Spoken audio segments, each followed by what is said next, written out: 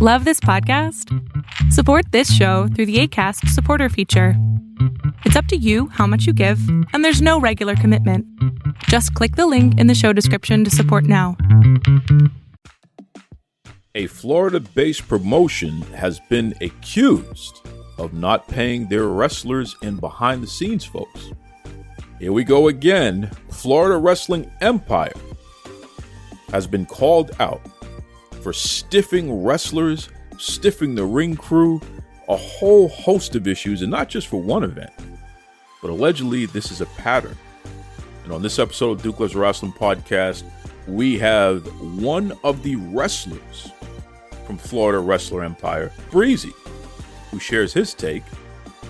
We have the return of Michael L. Reyy, who ironically is the person who was renting the ring to Florida Wrestling Empire.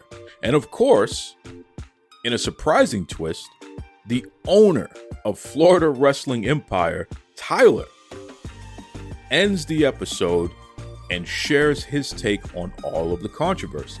Strap yourself in, folks. This is going to be a wild ride. Here we go. Locked in. Look at what we have here, folks. To the only show that matters. The cream of the crop. Duke Loves Rasslin. And there is no one that does it better than your host. I have come here to chew bubblegum and kick ass. The Duke. And I'm all out of bubblegum.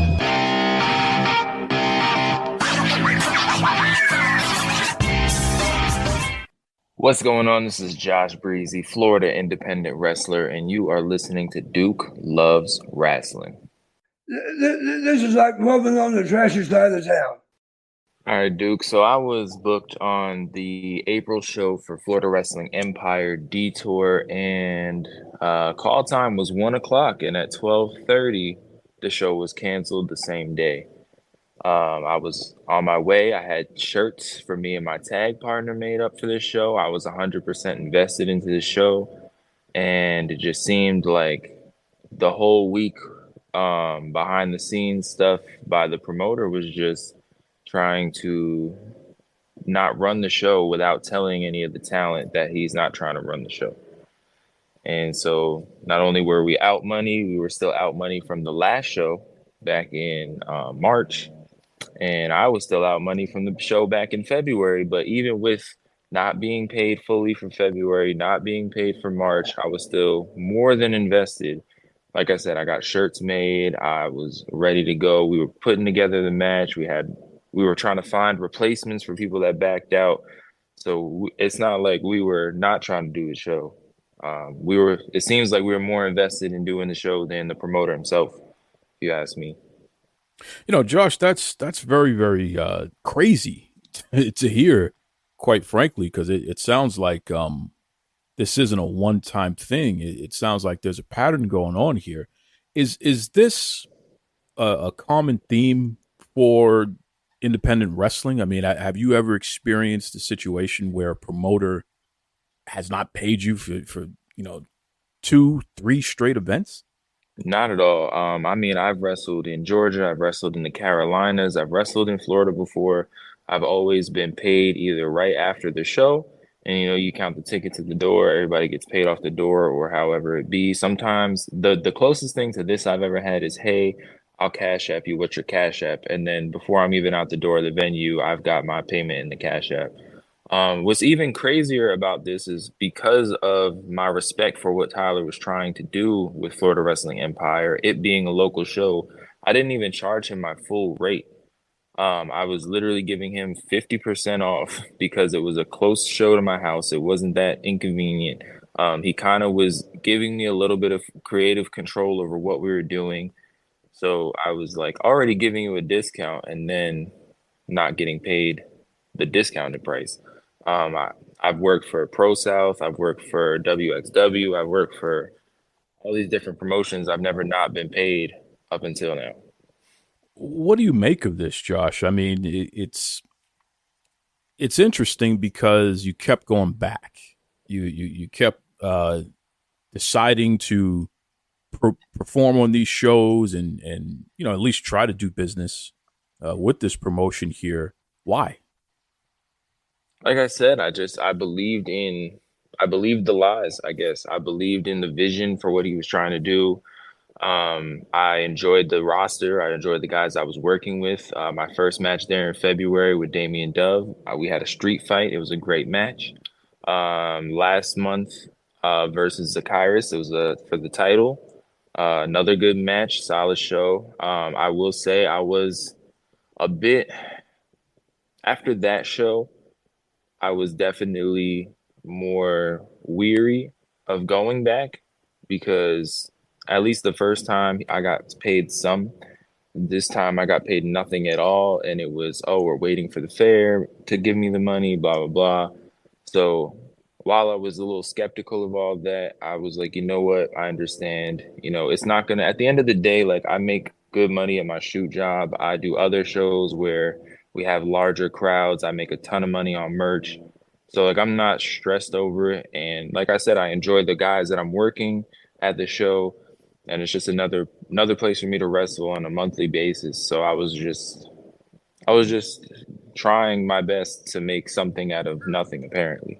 How does this experience with FWE impact how you approach doing business going forward? I mean, this is the first time this has happened to you. It's unusual, as you just stated, for a promoter to treat you like this. Are there any kind of tips or safeguards in place to make sure that no one else does this to you again? I mean, the best thing I could do is just dig into the promotions, I guess, a little bit further. Apparently, there has been a thing in the past with FWE of not paying people that I was unaware of, taking the first couple bookings. That has been brought to my attention now that this kind of blew up. So that would have been a red flag if I'd known earlier. A big inspiration for me is Matt Cardona, and Matt Cardona would never ever take a booking like this again. So I could just continue to model myself after him as a professional and just either get paid up front or know that there's going to be a crowd or know that the promoter pays people. Because like when I do shows for Aware Wrestling in Georgia, I gave them a discount on my rate because I know the guy, and it's like a charity. It's more of a charity event. They do like fundraising and stuff, but I made double my full rate in merch sales. Like, so things like that, like I can understand giving people a pass, but when it comes to like, you're not drawing a crowd because you're not doing the work as a promoter to promote the show. You're not paying the boys. You're not paying the ring gear, the ring crew. You're not paying the refs. Like, why am I going to continue to show up for you if you're not going to show up for me? Well said. Well said. I mean, I'll tell you, Josh, I understand the premise of this entire episode. I received information about FWE and their business practices and not being something that was professional, quite frankly. I'm trying to be diplomatic in the way that I say it, but it just comes down to them just not being professional. And a lot of people were screwed over. And what I thought was a one-time thing, the more I dig into this, the more I realize this is a pattern. And you just identified it on a personal level yourselves. Third time you've dealt with some issues with these folks. So pointing this out, highlighting it, so let's talk about it.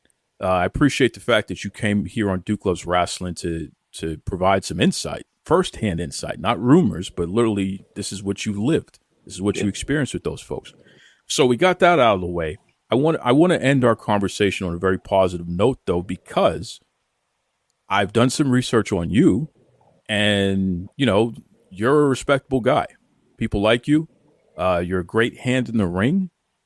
From what I understand, the ladies love you. Allegedly, you're a handsome guy. That's what they say. I don't have an opinion on that, but that's what they say. So let fans and promoters out there listening, because literally the entire world is going to hear this, or a good portion of the podcast listening world is going to hear this, I should say. Let folks know what they're going to get from Josh Breezzyy if he's booked on a card. You're going to get a great entertaining match that has no business being a show stealer, but will steal the show based on the moments that we create. There's not a match that I have that doesn't have a moment in it. I'm all about moments, mat to mat. bell to bell, mat to mat, whatever kind of wrestling is all fun and great. But the fans are going to remember the moments. They're going to remember the interactions with the fans. And anywhere I go, like I said, the Aware show in Georgia was their first ever show, my first time performing in that part of Georgia. And I had a monster line that they had to extend the intermission so I could get through everybody. So you're going to get a fan favorite off the bat. You're going to get a great match. You're going to get somebody that gets there early, sets up, puts the matches together, helps break down, supportive in the back. I don't cause any drama. I'm easy to work with. And yeah, man, I hate to be like blowing smoke up my ass, but I feel like I'm a good hand behind the ring and I help with promotion. I'm out in the streets. I'm definitely all about putting boots to the ground and getting out there and promoting the show, because if nobody's promoting the show, then why are we wrestling? This is what it's all about here, folks. I mean, in the 8th year of the Duke Loves Rasslin podcast, from the very beginning, I've been serious about promoting independent wrestling.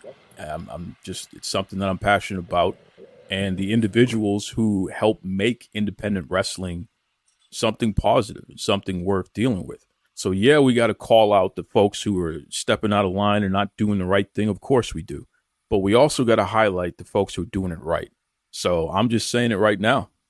Josh Breezzyy is Duke Loves Rasslin approved. I encourage everybody to not only follow this man on social media, but I encourage all of you promoters out there who are listening, convention folks, folks who run the conventions and what have you, all of you agents out there, my friends in WWE, AEW, TNA, NWA, my international folks out there, Middle Kingdom Wrestling, China, what have you, everybody.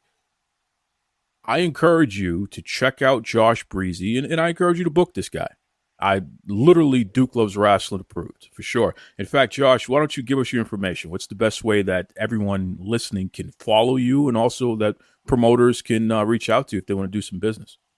Yeah, everybody, you could follow me on Instagram. It's Real Josh Breezzyy, Breezzyy with 2 E's, 2 Z's, and 2 Y's. I'm pretty active on there, as well as my Twitter at Josh Breezzyy. And then for any other things, you can just go to my website, joshbreezzyy.com. Strictly for the culture. Brothers and sisters, you have seen the t-shirts, the hats, the hoodies, the mugs in the hands of some of your favorite pro wrestling stars, podcasters, and influencers out there. And now it's time. Visit strictlyfortheculture.ca and you too can be part of the movement. Bigger than sweatshirts and commercial success, Strictly for the Culture aims to build with like-minded people and elevate their position in the world through knowledge, self-love, and a desire to unite. So what are you waiting on? Visit strictlyfortheculture.ca. Do it for the love. Do it for the knowledge. Most importantly, folks, do it strictly for the culture. Okay, so we heard from Breezzyy, a wrestler who's been booked on multiple Florida Wrestling Empire shows. And all right, next up, we have a returning guest, a guy who always has something to say, and people certainly love to listen to him. So without further ado, Michael L. Reyy. When it comes to Florida Wrestling Empire, what do you got to say? Duke, man, seriously, you can say, as of today, bro, you can say whatever the fuck you want about Florida. I am tired of defending them. Well, hold on a second. Are you waving the white flag now, Michael L. Reyy, after all that stuff you were talking about, how Florida's cool and all this stuff? Are you waving the white flag? I'm actually, bro, this week I sat there and I really jot shit down when the whole thing with Tyler happened. And I sat there with 2 other promoters and 1 other well-respected booker, and we went through the history of Central Florida. And as of right now, bro, you can say whatever the fuck you want about Central Florida and Florida in general, bro. It's just, we deserve Donkey of the Day for a lot of shit we allow here. It's unfortunate, man. It's unfortunate, but here we are. So let me ask you this, Mike, because obviously this particular episode, Florida Wrestling Empire, right? FWE. This past Saturday, there was a weird situation going on, and I've heard from wrestlers. You know, we've had a few folks on the show. Tyler's going to be on this episode later on. He's the owner of FWE. But you had a unique experience and a unique connection to this event that was canceled this past Saturday. So hit me with that, man. What was your connection or relation to that Saturday, April 27th event that got canceled by FWE? All right, so for me to start the story, and I'm gonna do it really quick, I'm gonna use a word that Eric Adams uses, which, you know, I hate that dude, the mayor of New York. We're gonna peel this back a little bit. So right after I closed Adrenaline Wrestling, it's not a secret, I closed Adrenaline Wrestling over funny business, meaning business that just didn't sit right with me and my family, meaning there's no reason why I should be out there renting my ring, doing 90% of the promotion work, and can't get paid for it. The math does not make sense. So I partner up with a guy who was supposedly a brand lawyer, and he was a wrestler also. And we try to do something good for our, I try to do something good for Ocala. Now I've been at this Ocala scene for 6 years now. I am fucking tired. Okay. Since I have left Ocala, there has been 7 different companies to come in, fuck shit up, and leave. So here comes Tyler. Tyler moves to Ocala. He hits me up right in the middle of me running Adrenaline. He's telling me, hey, I'm a promoter up north. I want to run shows in Ocala because I live in Ocala. Do I have your blessing? Now, right there, I felt like, damn, son, I don't even know you. You know, that's what's up, yo. You showing me respect. But if you ask Tyler, the first thing I told him was, you do not want to be a promoter out here. I'm finding out for myself that this is a fucking shit show. And what I mean about shit show is the wrestlers that live in Central Florida are not fucking professional at all. They're all scam artists. All of them. I don't give a fuck who you think you are, what family you got ties to. There's fucking 50 rates for 50 different promotions. And I told Tyler that. So Tyler does some homework. He starts hitting people up. And automatically the negativity came towards him like, no, you shouldn't fuck with Reyy. Rey's the devil. Rey's a gang member. Reyy smokes pot. Reyy does this. Reyy does that. That's why we don't want him in our circle. All right. So he opens up. I leave this shit alone. Yo, bro, I go to his first show. I noticed there's 4 guys, 4 well-known fucking guys that come into Ocala and just start shit. I leave Tyler's show during intermission. He hits me up the next day. He's like, hey, big bro, I seen you at my show and you left. What happened? I said, my dude, I felt uncomfortable. Your very first show. I'm seeing 5 clowns there that I know about to get you. And I feel uncomfortable because you're a minority like me. Like, you're a minority. Like, I know these fucking rednecks are getting you. I just feel uncomfortable watching this. And at the same time, too, they're calling you a mark because you're playing the role as a GM. You're just hating, blah, blah, blah. All right, we left it alone. Now, second show, Tyler does in Boys and Girls. It came out pretty good. There was a problem with payment with him and Jake Logan. I worked with Jake Logan for years, okay? Jake Logan, to me, is one of the most professional motherfuckers you could get here in Ocala. He's been in NWA. He was an NWA junior heavyweight champion. Guy was trained by Dory Funk. But one thing about Jake Logan is he's very old school. He'll sell tickets. He'll bring fans to the show. Like, physically, I have watched Jake Logan here at the Paddock Mall trying to sell tickets for fans to come see him wrestle. I've seen him in the same gym that I work out in, hustling, trying to get people to come to a show that he performs in. So I noticed the beef between them two, and then Jake's now with FWE, and I tell Tyler, hey, yo, Tyler, I don't know what's going on in your locker room, but you got a lot of rats in your locker room, bro. People shouldn't be hitting me up with your group chats, sending me screenshots of what you got going on in your group chat. And on top of that, I just went to a show right now, and they called you the mark promoter that pays whatever. He nips that in the bud. Now, I'm trying to school the kid, but at the same time, I got my own issues. I got my own problems. Fuck it. You do what you do. You got a couple shows going on. You hear things, but you don't want to acknowledge it because you hear things and you feel like me. I felt like I'm hearing things about the kid, but I don't think he's like that. I feel like y'all just getting him.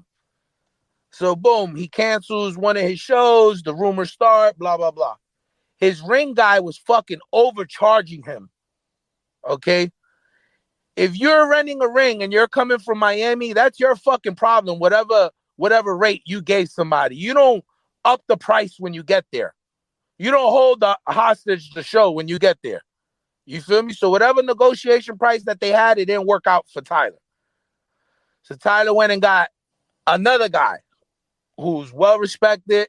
I respect the shit out of this guy. His name's Hound Dog. He rented the ring off of Hound Dog for, I think, the last show that he just did. That was in Inverness. So now Tyler has moved from Ocala to Dunedin to Inverness to 3 different counties in 1 year. And I'm hitting him up on the DM like, hey, dog, you're losing venues because you have the guys that fucking gossip and go to the owners and go to things, so always hustle.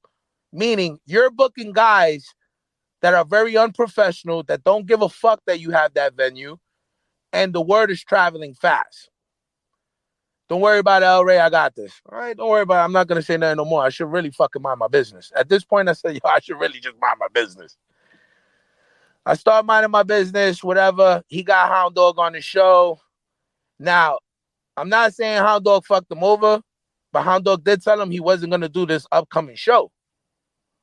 And the reason why Hound Dog wasn't going to do this upcoming show is because his ring was already booked. Now, you got to catch Hound Dog quick. He owns 2 rings. You got to catch him quick. You feel me? If you don't catch him quick, that ring gets rent out quick. He rents it out to other people.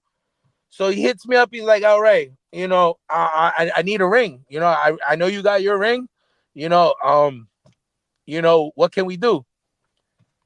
So now, you haven't talked to me in a couple of months. You haven't told me, what's going on. I'm seeing messages from your own chat room. Like, people are legitimately screenshotting shit and showing me shit at other shows. I already know what's going on. So I'm like, yo, you know what? I know you're paying $800 for the ring. I'm not even going to do that to you because I live in Ocala and the place that you're renting is only 40 minutes away from my house if I take the back roads. So I gave him the most cheapest price I could think of. Bro, I gave him a price that my wife told me that I was fucking stupid. All right? She said, you better ask him for a deposit, bro, because that price right there is stupid. Bro, I gave him like 4 something. And if you ask any promoter out there, bro, if you can get a ring rental for $400, bro, like, they'll jump on that shit quick. But I did it off the strength because I kind of like Tyler, like, I'm rooting for you, dog. You're a black promoter, son. I want this shit for the city. I would really like a black promoter on one side and a Spanish promoter on the other side, and let's rock this shit the fuck out. So I'm rooting for the guy. I load up my ring Friday. Got the trailer still in front of me. I'm actually looking at the fucking trailer right now. Saturday comes along. I'm on my way to the show. I stop at Wawa's. Tyler hits me up and he tells me he's going to cancel the show. The first fucking thing that came to my mind was, he ain't got my money. Somebody went and told him that if he ain't got my money, I'm going to beat the shit out of him, and that it's better for him to cancel the show. That got to be going on, bro. It got to be a fucking money issue. So you seen all the messages. I sent you all the messages. I'm not lying. I even asked him, yo, did you cancel the show because you're renting the ring for me? And he's like, no, not at all. He tells me the locker room's not getting along right now, and he's just sick of the shit. He's just going to fucking cancel. I tell him, yo, T, that's not a good idea. You got fans coming. My ring guy is already there. Here's one thing that I fucking hate. And the day that John Reed tells me he doesn't want to work for me no more, I fucking understand, bro. because he's somebody that is fucking sick of the indies out here. Now, my ring is 10 years old. It was used by somebody else. It's a very legendary 16 by 16 ring. I done had Vader in this ring. I done had Bushwhacker Luke, Gangrel. I done had plenty of people in this ring. John Reed's been putting up this ring for 10 years. So when I bought this ring off of the old promoter, it kind of came with John Reed. You feel me? So I paid John Reed a good amount to make sure this ring is safe for the boys. I know how to put up my ring, but you got to square it off, right? You got to do certain things. John Reed's at the show, and John Reed's calling me like, yo, there's fans here, and this guy is going to fucking cancel the show 2 hours before game time. I hit up Tyler. I'm trying to see what's going on. He's telling me this. He's telling me that. So I hit up one of my mans that was on the card that I know puts in work for fans to come. I'm not going to say his name because I'm not sure if, right now he's working for another. He doesn't want to smoke with the other promotion he's working with. But he's like, nah, he told me the ring canceled. I'm like, I'm the ring rental. He's like, well, if you're the ring rental and he's saying you canceled, hold up, let me see what the fuck is going on. And that's how we got this big explosion where people think he's a liar and people are getting at him. Well, all this was coming because this is the type of shit you get in Florida, bro. So that's basically what went on. He rented the ring for me and he didn't have the money and I think he fucking got scared and he fucking canceled because he thought I was going to whoop his ass because everybody got me as the boogeyman out here. I'm the fucking boogeyman of Florida now. Well, I mean, I'm not going to ask you what would have happened if you didn't have your money. I'm going to leave that alone. We don't want to go there. What would have happened? I went to CB Attitude and told him to give me $100 for gas. And I had told Tyler he got 3 weeks to pay me. There it is. Straight up. Just because the first show of every show, when I rent this ring out, I already know it's going to be a shit show. I already know there's a chance of me not getting money. So you would have worked with him, basically. That's what you're saying. You would have found a way to work it out. I would have worked it out with him because at the end of the day, you're so caught up on the boys, you're fucking yourself so much that I would have worked it out with him. If you had came to me and be like, yo, bro, I don't have your money. I'm fucked. I owe so much people money. I would have schooled them on what to do. I honestly feel, and I know people are going to be on the show and going to hit you up and be like, Duke, what he's saying right now is wrong. I fucking feel Tyler shouldn't pay none of those motherfuckers. Fire all of them and restart his shit. Whoa, why do you feel that way? The reason why I feel that way is because, let's be honest, bro, you're paying for a service. When you pay for a wrestler, you're paying for their service, right or wrong? Right. If they're not promoting themselves as an athlete, and all they're doing is hitting you up for the fucking glory and the money, you don't need them. You don't need them at all. Now, if you're negotiating things with people man to man, and you tell them, hey, I'm going to give you this much, then that's something different. Like, there's people, Duke, I can tell you right now, that will go on your show and say that I fucked them when they were on my show. And I'll tell you I have. I've literally told people that come to my show and tell me their price at the end, tell them, you think you're worth $100? Do you think you're worth $100? Do you think fans actually came here to see you? Do you think your performance was good? Do you promoted the show? Did you share my flyer? Did you have fans buy tickets? And the reason why I feel that way is because the biggest promotion here in Florida only got 6 fucking local guys. 6 local guys. How can they manage to get Eric Bischoff and all of them to go to their show? You want to know what promotion is that real quick? What promotion? So, Alex Red, the owner of Atomic, runs a promotion here in Melbourne, right? He has 6 wrestlers that are local and 1 referee that is local. They all live in Melbourne. These kids, that's their local promotion. They give out flyers. 80% of the fans that go to Atomic go to see those kids.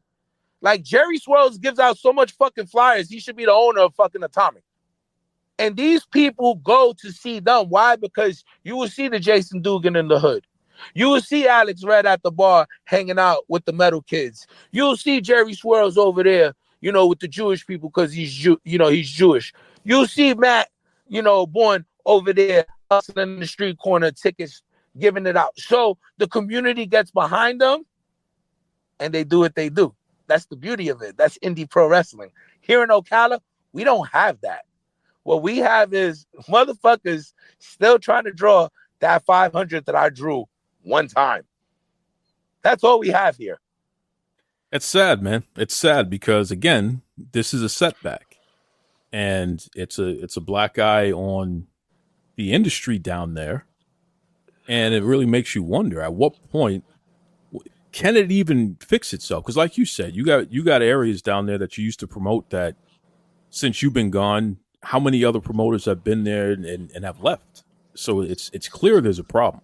I know Florida's a big state, but still, there's a problem down there. A lot of the shit we have is the wrestling industry is oversaturated. That's one of it. Yep. Number two, if you book somebody, it's like booking their loyalty, basically. So, like, if you call out a pervert for being a pervert, you may get 30 people that don't have an opportunity anywhere else and only wrestle for them. You may have them defend whoever because that's their only spot. Hence, Chase and Rance. His students always defending him. Why? Because they got nowhere else to go. That's the discount they get. That's their home. That's where they do their things. It's all fucking wrong at the end of the day, but we allow it. We allow it because whenever someone speaks up, whenever an Reyy comes along and speaks up and tell people how to fucking, that they're fucking stupid in real life and that, they're living a fucking fantasy dream and you start hurting people's feelings in real life, you're the enemy. Because let's be honest, Duke, would you sit there and put your whole family at risk for a wrestling promotion? Hell no. For wrestlers that don't help you? No way. The reason why I mentioned Alex Red is because he got sponsors. He doesn't pay a fucking penny for his show. Because those local kids that go out there and put in that work because they want to be seen, they got the pizzeria, they got the local law office, they got the bus guy in the corner, they got the smoke shops, they got all those people paying for them to wrestle. Why we don't have that in this part of Florida is because it's oversaturated over here. Mm. And I told him, yo, fire all of them. There's fucking 300 wrestlers in Florida. Fire all of them, start a new roster of loyalty people and tell them what you're going to pay them. Don't let these guys tell you how much you're supposed to get paid because your fucking world champion used to wrestle with me in a garage with cars still in it and 10 people there watching us for $15. So he's not worth $150. Your ring announcer used to ring announce for Chasen and still does and knows he's a pedophile and you're going to give her $80.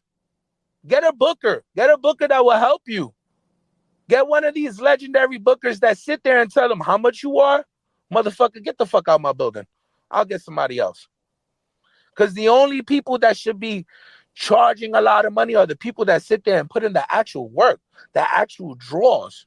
Your Jake Logans, your Cha-Cha Charlies, the guys that people come to see. Not Joe Schmo that puts on a tank top and a $2 pair of pants from Walmart. And because he learned how to take a bump, he's a wrestler now. And Reyy can't tell him he's not a wrestler because Reyy don't wrestle no more. So he's a mark. I'm a mark now. I've never wrestled a day in my life. Actually, the stuff they say about me now, Duke, is that I left New York City because I was scared. This is the type of shit they say. And I laugh because they make up these false rumors and, I'm very proud of what I am. I'm a 1%er. I don't care what anyone says. This is what I do. Is what I love. I've been with my club for 25 years. It's funny because they'll be like, you ran from your club. And then Next week, I'll go to New York and post up pictures with all the presidents and chapter leaders of that club. And then what's the next one they'll say? Oh, El Rey's out there beating up people at shows. Bro, I got into 2 fights with 2 different individuals and got yelled at by Loki. Oh, bro, I mean, changed my ways after that. CM Punk can choke and threaten to kill somebody, and everyone cheers him on. Why can't Michael El Rey? You know? No, because the point is they pick and choose who could defend themselves. Yeah. So I'm not allowed to defend myself because I'm not a part of their Orlando crew or their Orlando circuit. I should be in Tampa. When Tyler's first show, he had my coach at his show, the legendary Frankie Reyes that have worked for ECW, WCW, and WWE. And he woke up in there and said, Papa, you got a lot of work, yo. You got a lot of shit show guys here. And left and never came back. If you couldn't took that time to see, damn, a Florida legend just came to my show and just fucking left. You know, you got to pick up on some of these things. It's fair. Now, wait, I got to circle back on something now, Mike, because you mentioned his name, Low Key. Now Low Key's a friend of the show. You know, great friend of the show here. You weren't disparaging him just now, were you? No, I wasn't discouraging him. I got into a fight with somebody at Magic City, and the following show, Low Key was there, and he schooled me. Like, he basically had me in the corner and the other kid in the corner, and he basically schooled me. He schooled me on something that always stays in my head. And he always and it's a question he gave me that I still can't answer to today. And if you ask 90% of any locker room, they can't answer either. And it changed my whole perspective of everything that I do. What did you get into wrestling for? And that one simple question that he asked me, I gave him 7 different answers, and 7 answers were all wrong because It wasn't the question he asked me. And then he asked me what was the difference between the streets and what I do. If I'm always going to be a street, you know, there was a lot of personal things between me and him that he asked me, you know, that which someone who knows the streets, who knows Brooklyn, who's been around, could ask me those fucking questions. Because I won't let no one ask me or no one lecture me the way he did. But when you have that type of respect that I have for him, I sat there and listened to him. And I sat there and realized that 90% of the shit that I was doing at that time was fucking funny. And I was falling into the trap. And I took my L's like a man. I actually apologized to the wrestler that I beat up. I actually did a show with him later on. And I moved on from that situation. And me and that dude talked from today. Me and that wrestler still talk to today. We make fun of the situation, all that. Why? Because the locker room told him that I was a bitch. The locker room told him that I wasn't this and I wasn't that. And that he could smack me, that I wasn't going to do nothing. And when he went for that, it got so bad that I had a chapter leader within seconds of that venue. And the whole show could have been done. Damn. And me and Loki got into this conversation like, El Rey, like, you let these guys get into your head. You let these guys do this, do that. But what are you in wrestling for? And I couldn't answer that question. I legitimately couldn't answer that question. And he said, listen, when you remember that and you remember this, what I asked you, you're going to call me at 2 a.m. and be like, fuck you, Loki. This is what I got into wrestling for. And still to today, I can't answer that question. It used to be for the love. It used to be for an escape. But now I don't even know why I do it anymore. Because it doesn't bring me nothing but drama. My opportunities have been blown, not because of me. I'm a hell of a fucking talent. It's because I fed into the bullshit. I fell into the trap. Just like Tyler did. We both fell into the trap. Instead of just doing our jobs and getting the fuck out. So that wasn't a shot to him. Trust me, dude. That's just something that always stays in my head. Like, why did I come into this business? For what for? To have a headache? Fucking be broke? Why did I get into this business? I was doing good in boxing. I'm from a fucking legendary boxing family. You and I both know. Yep. What the fuck am I doing here? That's the question of the year right there for everybody. What do you really do? What are you here for? What's the real reason? And I ask these promoters the same thing, dude. And I bet they don't have an answer. No, it's always I'm going to do something different. I'm going to change the game. But what are you really changing? You're using the same guys that other people use, the same venues, the same themes. What are you doing? You're just changing the name? It's to a point now where people in Ocala see a fucking flyer and they laugh. Damn. Roller derby draws more than fucking wrestling here in Ocala. They just had AJ Francis here. JB Cool just brought AJ Francis here, and there wasn't 200 people in that building. That's rough. And you know whose fault is it? It's ours. Ooh. Well, that means the territory's killed. You know, that's what it is. It's a dead territory. We allow strippers. We allow con artists. We allow pedophiles. We allow anybody that got a little bit of money to get in the ring. They'll give you that title. And if you're cool with certain people or you're part of a clique, you'll be all right. You could be a star. But if you leave this state and you go somewhere else with that bullshit, you will get hurt.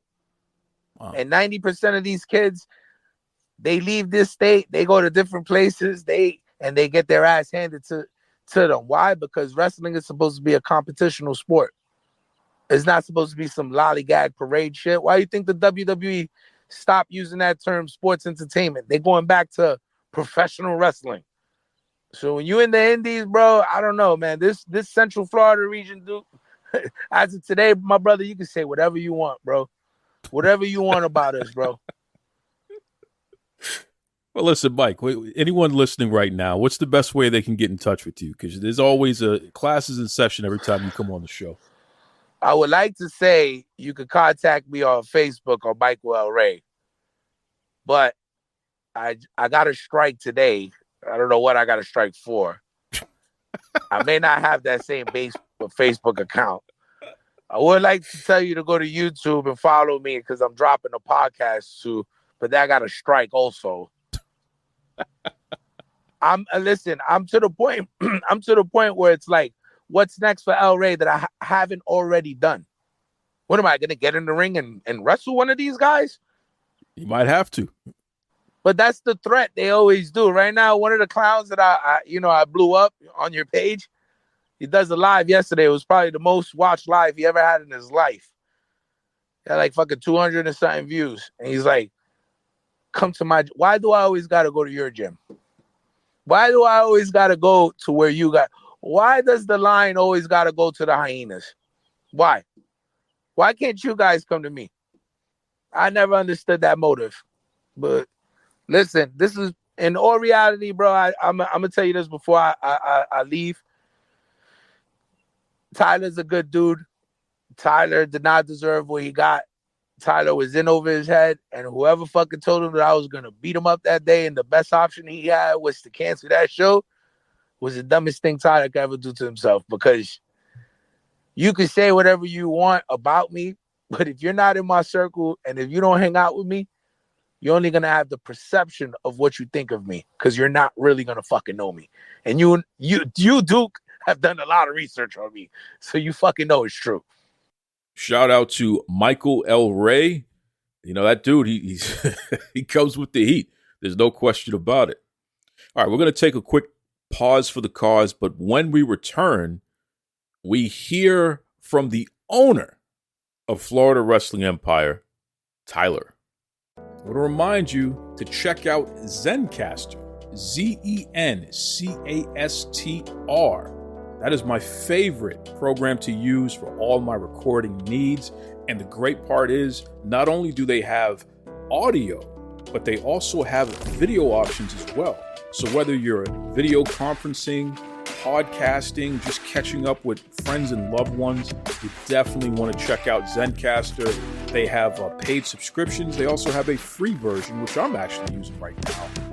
Transcripts, the whole 9 yards, and even, get this, Zencastr has started to do hosting. So for all you podcasters out there, if you're looking for a host for your show, please consider Zencastr. You will not regret it. I'm telling you right now. Once again, Zencastr. Made on Zencastr. That's right.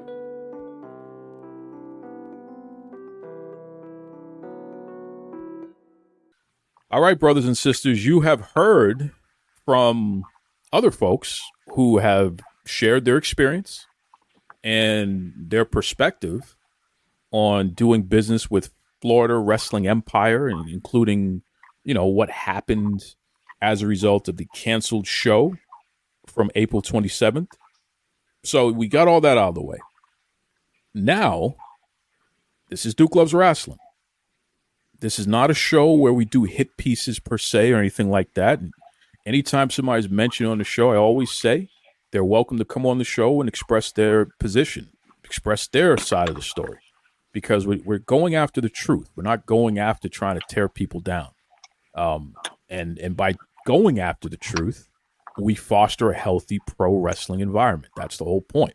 So, without further ado, welcome to the Duke Loves Rasslin podcast. This individual is the person that owns and operates Florida Wrestling Empire. Welcome, Tyler. How you doing there, bro? How you doing, man? I'm doing all right, man. I know that you've been under the weather recently, so let me start there. How's your health right now? Honestly, not good. But it's my life, so I just take every day as this. It's fun. Okay, I hear you. Florida Wrestling Empire. Do I have this right that you are the owner and operator of that promotion? Yes, sir. Solely me, everything me. Yes, sir. Okay. And you're based down in Florida. That's why it's called Florida Wrestling Empire, right? Yes, sir. Okay. Well, one of the things I find interesting is that you are a black man and you're the owner and operator of a wrestling promotion. I have not seen that in my 41 years of being a wrestling fan, 41 plus years of being a wrestling fan, and 8 years doing this show. It has been very few black promoters that I've seen anywhere in this world. In terms of Florida, are you unique, or is there some type of movement happening down there where there are a lot of other black promoters? I wouldn't say there is. I don't personally know any other black promoters in Florida, and that's not to say there aren't any, but I don't know any. But I do know of many of the other races, yes. And that's not just Caucasian, that's also Hispanic and everything, which I'm proud of them, so for sure. How long have you been a promoter, Tyler? My first show was March 2023. Okay. So it's been a little bit over a year that you've been an actual promoter of wrestling. I mean, time-wise, yes, but in that time frame, I've only done 4 shows. Well, if you want to say. I've actually only done 4 shows. Wow. Okay. Yeah. Okay, that's interesting perspective, especially based on what we've heard thus far. That's very interesting perspective. So what were you doing in wrestling before you created this promotion, FWE? I've been just like you. I'm a longtime wrestling fan. I can think back to 1994, my first time watching wrestling with my grandmother. I fell in love with it immediately. As soon as I turned, I believe 19. Yeah, around 19, I had started training to be a professional wrestler, and I did everything the right way, got trained. I continued to train even after I got my certificate. I kept training. I've worked with and on the same show as some of the largest names in the entire business, not just of an area, like in ring or on show. Yeah. So I was a wrestler before, pretty much, to sum it up. Okay, so you were a wrestler yourself. Yes, sir. Got it. Who trained you?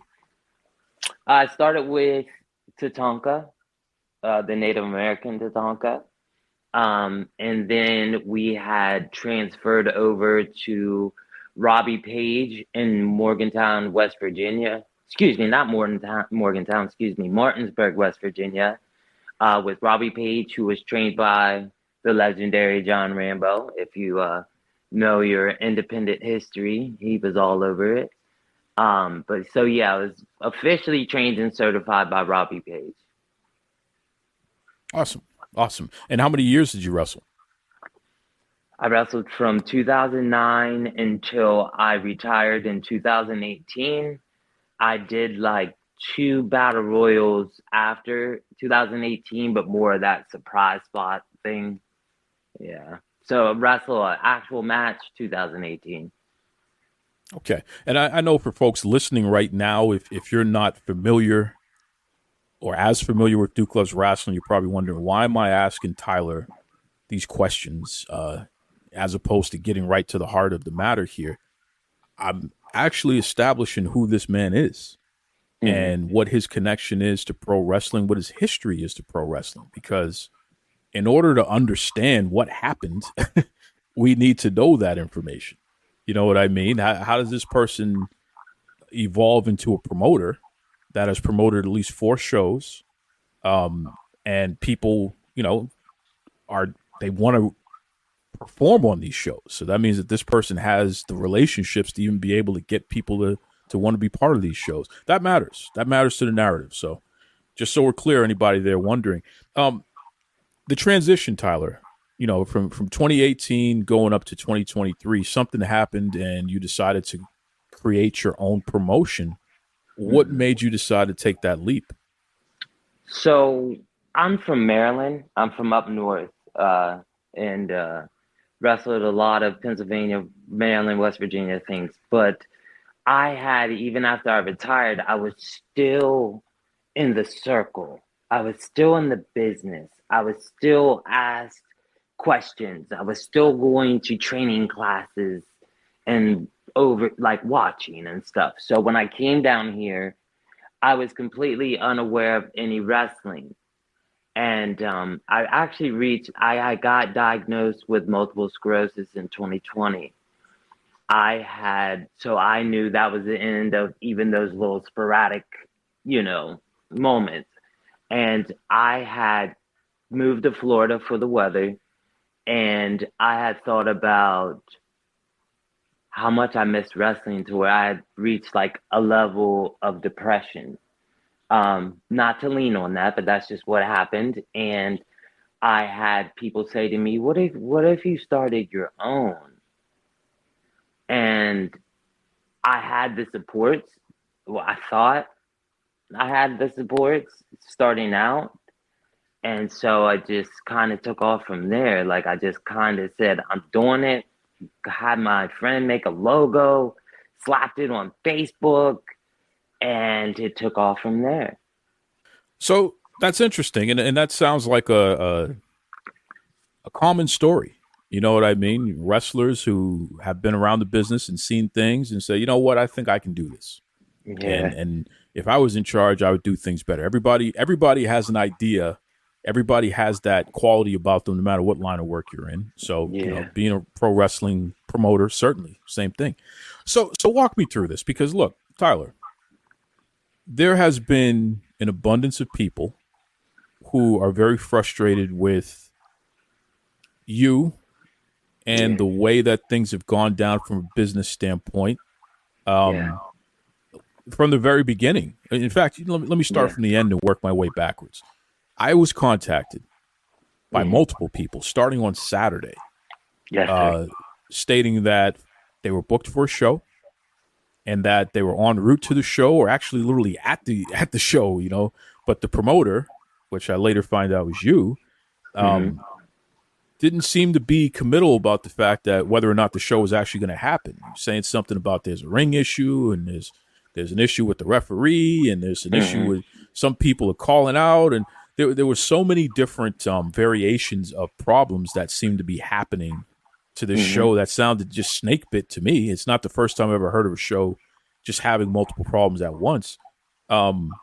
So, I didn't think anything of it until Sunday morning, where my inbox was jammed with people all saying, hey, you need to do an episode about this. This promoter stiffed me out of money.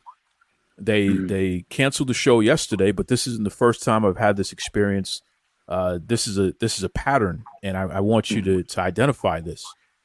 So it's like, okay, there was so much of a response that, including fans, actually people who were going to be in attendance at the show, who actually bought tickets, complained about it. So I said, well, I got to do this episode because there's too many people asking for this, so I got to do it. So I need to know from you personally. Tell me about Saturday. What actually happened from your perspective? Okay, well, let me start off with Saturday with saying, and this is nothing. I am incredibly sorry in the way that I handled myself on Saturday was disgustingly unprofessional, and I can sit here and say, but this, but that, but this, but that. Listen, at the end of the day, it was on me, because if I had these feelings, even I had talked to the roster since probably like 8 a.m, and I'm on my normal show day stuff I do and I say, because I'm in full gear ready for a show. But then I'll just say my inbox was hitting on a lot of different notes. I will even say I made an assumption off of not getting a response in what I felt like was fast enough. And so I'm like, oh, they didn't respond. I think they're bailing. And so like I completely had maybe ever like my first like complete meltdown. Like I'm also sick on top of it, MS aside. Like I'm on like rounding the corner on it, but like my stomach, I'm throwing up, like all these things. Never want to use that as a reason. I don't want to say, oh, I'm sick, guys, can't do the show. But it was being sick on top of all the many things. And what happened was I had said something in the chat before it was confirmed as such. I'm running back and forth to the restroom in my phone. Sorry, TMI for anyone. But I have a lot going on. So in this time, there's messages going down that I'm not responding to. So let's say the Ring. I say to them, the Ring's backing out on me. And then I'm in the bathroom. This person with the Ring replies and says, hey, I'm ready to go. But then before I'm even seeing that message, there's a panic in the chat. I'm panicking. I'm unsure of many things, because just how people can say, oh, these guys are all backing out, it'll be fine, it'll be fine, it'll be fine.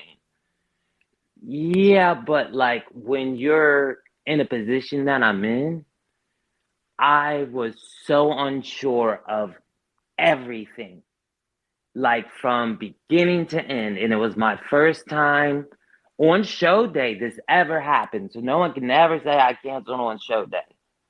I've never done that. I was so unsure and so panicked that I made an impulsive move that I will probably regret, regardless of where we go after this, what I do after this. I will always look back on April 27, 2024 as one of the biggest mistakes of my life. One of the biggest regrets of my entire life, beginning to end, because I know there was so many better ways that could have been handled, instead of me allowing this panic to build. And then at the last minute, when people are like, hey, I'm on the road, I'm like, whoa, you know what I'm saying? Like, I allowed time to escape me with everything that was going on in real time. Not an excuse, not saying that, oh well, you these guys said this and that and I was scared. So no, at the end of the day, it's unexcusable. It's inexcusable 100%. I'll never sit here and try to backpedal out of something that was what everyone is saying it is. It was unprofessional, it was disgusting. And I apologize first and foremost to the fans that were ready to enjoy a show that night. I apologize to any of the talents on April 27th that were affected by that. I know that I had some solid guys that were really down for the cause of building this up. And one of my biggest regrets will be the reality of how deeply I allowed the situation to spiral out to now I'm sitting here today. And it's 100% my fault. Doesn't matter what else happened. I take 100% accountability for Saturday. That was wow. I'll just say that. Even me looking back on it, it's a wow, for sure. Well, listen, I respect the fact that you're taking accountability for it, Tyler, at least verbally. I think that's important in order for folks to heal from harm that's caused. We first must acknowledge the harm. So, I tip my hat to you for that much, for sure. I wonder, though, you said you've promoted 4 shows. Yes, sir. We have folks, including earlier in this episode, who have pointed out that you've owed them money for at least 3 shows. So I wonder what's been going on for the duration of the existence of your promotion. I mean, is it true that there are folks who you still haven't settled up with that long? Okay, so if there was someone on here from 3 shows ago and they say that I still owe them, then I'm asking them to come to me, not in a hostile fashion, but in a fashion of, if you feel like I still owe you, and maybe I do, and I just, not that it's not important, not that they're not important, not what I owe isn't important. It's sometimes your eyes are so far ahead that what's behind you really gets left there, and not purposely. It's because I've either genuinely forgot, or I've either genuinely forgot, or I was made to feel a way at the time that it was nothing for me to worry about. Because I've seen things from people saying things that, to my recollection, I had nothing to worry about. But now that it looks like a way, what I did wrong? If I could go back to show number 2, so maybe that was 3 shows. I guess it would have been 4, 3, 2. Yeah. So show 2. If I could go back to show 2 and see what it looked like at the end, to where I'm dipping in my pocket as far as I can. I don't even mean with what I have. I mean, I'm reaching in my actual bank account, and just literally till it's red. And I'm still going deeper and deeper until it finally says no. And so, because I've always felt like it's my responsibility. I'm the one that told so-and-so, hey, if you come work for me on this date, I will give you X amount of dollars. And I sit here now in a reflection state, and I can say, you know what? That is 100% on me. And whoever out here feels like they have an issue with me, because I can even sit here now and you say, oh, there's guys from 3 shows ago that say you still, and even if I feel like they said, don't worry about it, as the owner of a business, I should have ensured that everyone was taken care of, whether they said they didn't want me to worry about it or not. But I also want you to remember, some of these people have continued to work with me, right? So then that would make you think, if you've had issue with him since this long ago, but now we are X amount of time later, there had to be some conversation there where you guys settled it, squared it, whatever it is. But you know what? I'm not even going to sit here and get anyone to try and figure out who it is or who. I'm not here to do that. I'm here to take accountability. And I will say, even if that guy told me, don't worry about it, I should have worried about it. If I could go back in time, I would go to the end of that second show, because between show 2 and show 3 is about 6 to 7 months. Because I thought in that time frame, oh, I'll do this and I'll do that. But when I really look back at show 2 and show 3, which were 7 months apart, I look at myself and how everything was done, how I treated, how I got prepared for each show and all that things. Not much changed.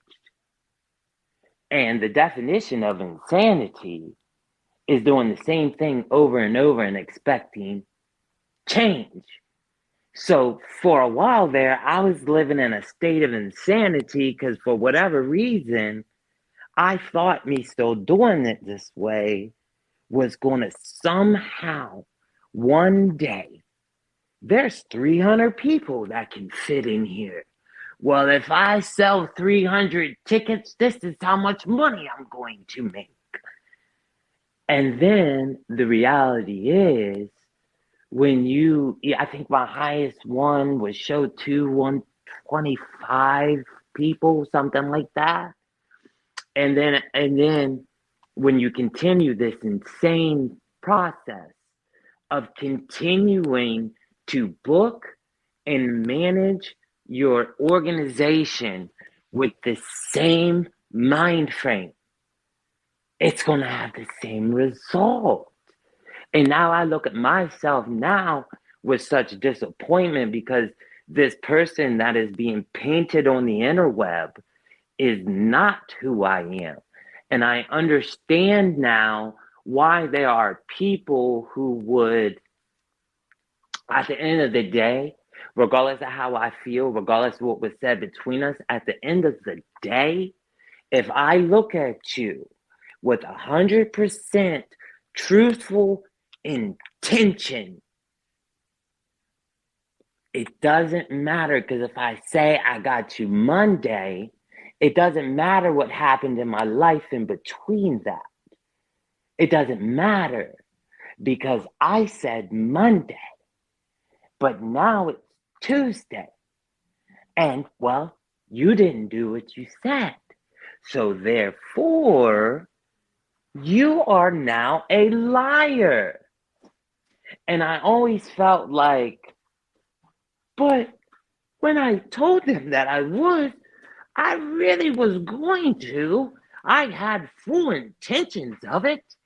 I was so totally going to do it if I had it to do. But see, that's not, that's the mess up. That's the problem.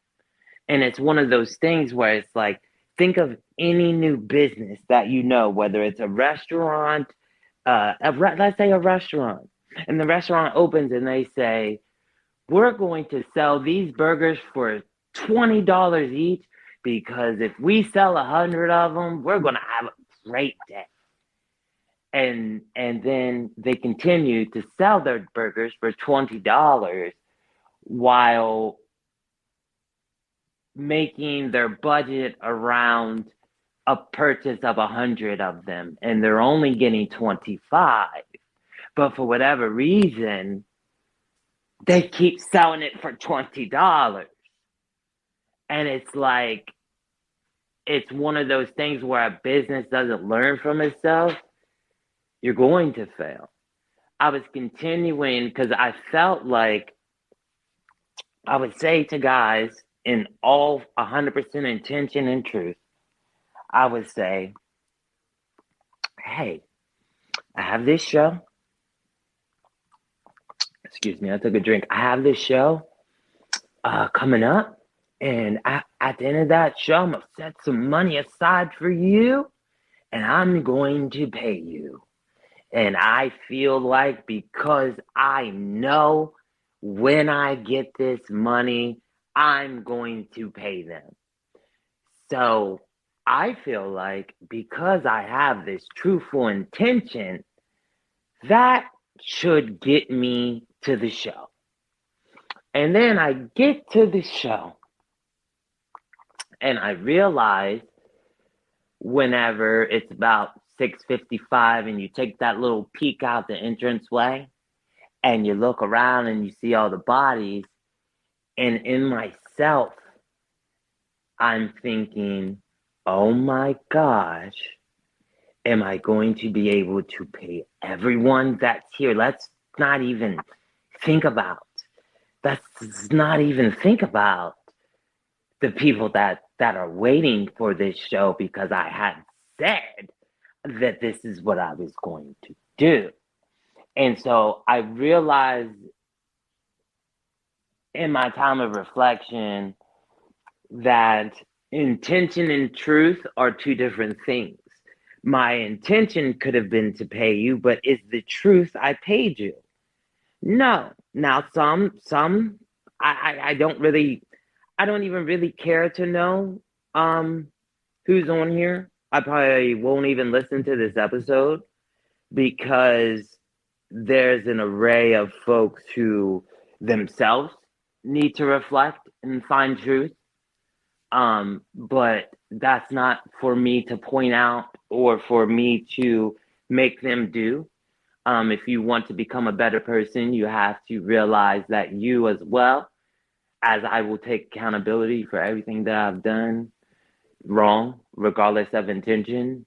I think there's some people out there talking that also need to be truthful. I think there are people who, as I knew myself, I'm not doing good. There's something wrong here. I'm not running right. There's a reason why this isn't successful. And I'm watching these other promotions and it's show after show after show. And I'm like, what are they doing? What am I not doing? And it's like, one of my biggest regrets with FWE is that after every single show, I learned a lesson. And I hated that I had to learn while these people were quote unquote my like my project. And that's not what I ever meant it to be. But now a lot of people are my lessons because of the different situations, the different things that I said, the different things that I intended to do and I did not. I know that there are guys out there that would, in all genuosity, say, what's your problem with that guy? I've never had an issue. I got paid on it. I got this. He did everything he said. But sometimes life happens where I thought I was going to be able to do all around. It didn't happen that way. But that's nobody else's responsibility or fault but my own. That's my fault for agreeing to things that I didn't know that I could actually do. I was saying, oh, we'll do this. It's like your job gives you a goal that you've never obtained it, but they really are expecting you to do it. How stressful is that? How that's not how this is supposed to be. I didn't do this to get in to wrong people. I didn't do this so that I could go in and make a buck.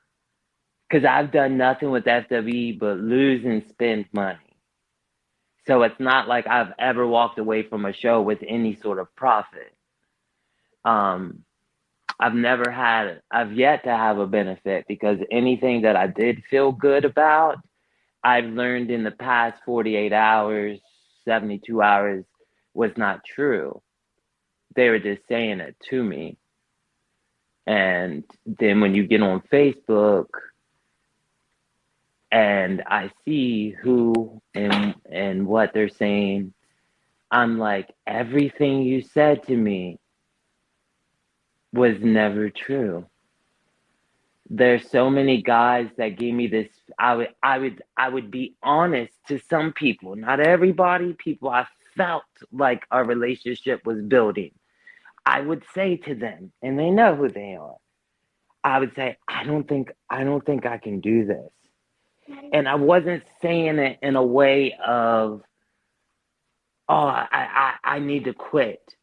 I wish I would have stepped back and not allowed the false positivity to actually fuel me to keep doing, even though I know somewhere it's not going the way that it's supposed to go.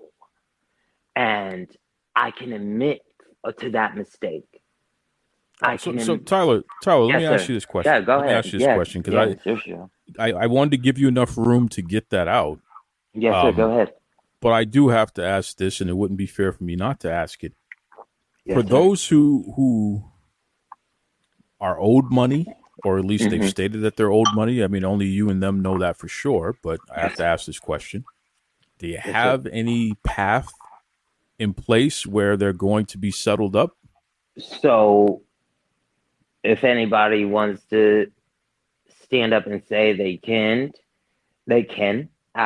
Won't happen, because there's a whole room of people who won't come to my defense in private, but not out loud. So out loud, that narrative is allowed to go where it is. But I accept that narrative. All I can, but since Saturday, as I can, whatever I get, whatever, I'm just sending it, and it's going around. You know what I mean? Like, I'm going around, and like, here's this. Like, I'll be back. Like, I'm trying to make right, because what people don't realize, there are people out there who wrongfully do people and just tell you to get over it. But for me, it's something that eats at me every second of a day. Tyler, Yes, I gotta make sure I'm clear on what you're saying here. So Yes, you're sir. saying that since Saturday, you've been actively trying to settle up with people and at least giving people something. Is that what I hear you saying? Yes, sir. Okay, so there is a path where you're trying to get settled up with everybody. Yes, sir. I have no intentions of not. Yeah. Yes, Okay, and I think that's important. So I commend you for at least doing that. You know what I mean? Is mistakes are going to happen. People are going to mess up. People are going to learn lessons the hard way for sure. But if you're at least giving people something and are communicating with them, which I hope you continue to do, Yes, then at sir. least we know that there is a path, at least where we can get back to even. Yes, sir. That's important. There's a lot of wrestlers out there, and I'm going to say a few things now. There's a lot of wrestlers out there who gave up other bookings in order to perform on your shows. Mm-hmm. And I know that there's a good number of them who understood, at least with this last show, that they were going to be performing for free. Mm. Not everybody was under the auspices that they were going to be paid. I'm talking to wrestlers now. But they still had to pay for gas, and they still had to turn down other bookings and other things in life in order to be at your show. If it gets canceled, it gets canceled. But that's one aspect of it there. Then you have the folks who straight up said, hey, we agreed on payment, have not received it. It's been multiple shows now. What the hell's going on? If you're getting back to straight with everybody, then great. Please continue to do that.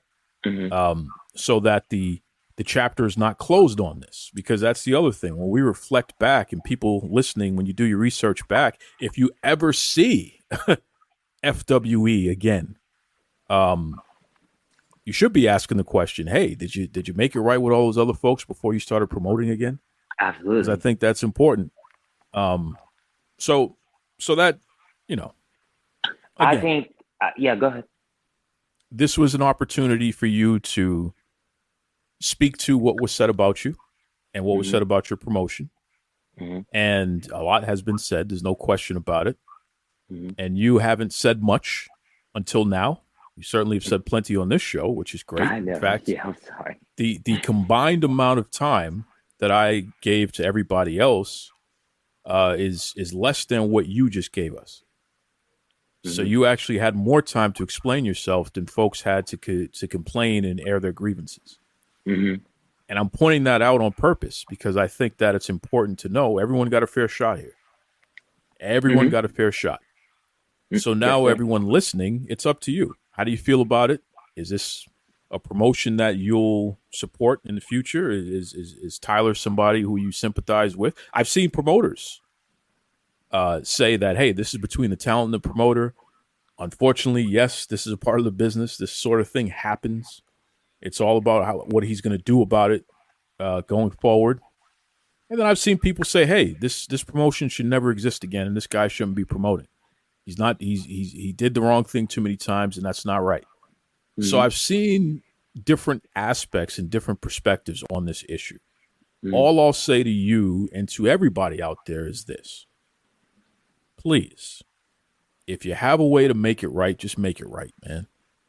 If you have a way to learn and not make the same mistakes, just learn and don't make the same mistakes, and continue to share your experience with others so they don't replicate some of these mistakes and they learn from some of these mistakes. And by doing that, again, we can foster a healthy pro wrestling environment, which should be the goal for everybody. Florida gets a black eye, unfortunately. I've documented it on this show for over 8 years. It just seems like there's always a problem down in Florida. So hopefully some good can come out of this. I just want to say, I just want anyone to know that I would never, if you ever did see FWE pop up again, that is your notification that everything is squared away to my knowledge. Now, if there's somebody in the crack somewhere from 2, 3 that I haven't communicated with, I'm not a person that runs away from his responsibilities. So if you feel like I haven't reached out to you, please reach out to me. Let me know what it is so I can take care of it, because I don't ever want to disrespect somebody any more than I have, if you feel that way. Because I want to take all of this. I would never run a show again until I know for 100% I am prepared. I will take every mistake that I have done in this journey and I will learn from it. So if you're like, no, he did this to me, I've learned and still learning from it. And that's all I can do. And I hope that with everyone that has an issue with me, I hope that we can have a conversation and make peace. I understand why I wouldn't be accepted back, and I can say, you know what, if that's how you feel, you're not wrong. Your feelings, we feel our feelings. So if I've made you feel a way, you have the right to it. And I'll leave it. Great. If anyone wants to reach out to you, Tyler, what's the best way they can do that? I still have my Facebook up, Tyler Nimmons. It's under me. Just send me a message on there. I'm also, or if you have the FWE Wrestling Empire at gmail.com, I still get notifications there. If you want to send me an invoice to the FWE Gmail, that's fine by me. I want to get right with everyone and continue to spread that I am the good person that I try to be. I just made mistakes. Till next time, be kind to yourselves and be kind to others. Take it away, Tony Schiavone. This is Tony Schiavone, and we're desperately out of time on Duke Loves Rasslin.